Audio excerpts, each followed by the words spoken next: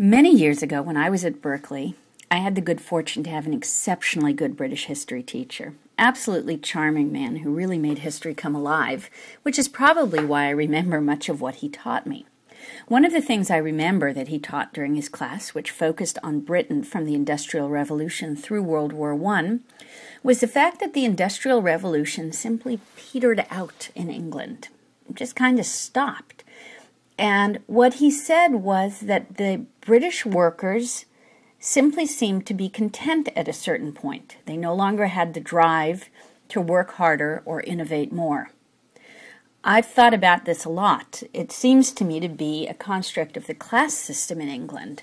As Alan J. Lerner said, an Englishman's way of speaking absolutely classifies him. The moment he talks, he makes some other Englishmen despise him.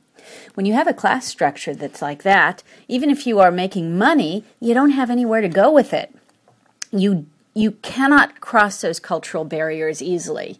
There's always a little movement at the top. The impoverished aristocracy was always willing to marry the richest of rich tradespeople, but for the most people, you didn't move from the lower classes or working classes into the middle classes. That social transition was too difficult, so why bother to work harder? More money didn't mean a significant change in your life.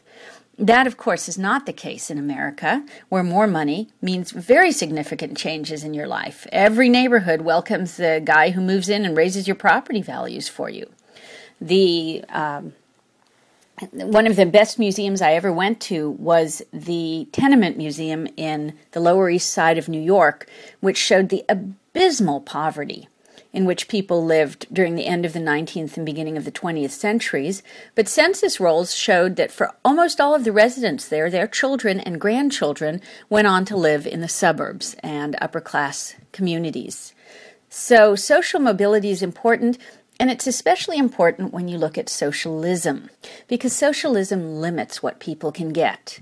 In Europe, where people were self-limiting, socialism seemed like a great idea. Since they didn't want that much anyway, how nice if the government would pay for their minimal needs. The problem in America, or at least the problem for socialism in America, is that we're an avaricious people. We want lots of stuff.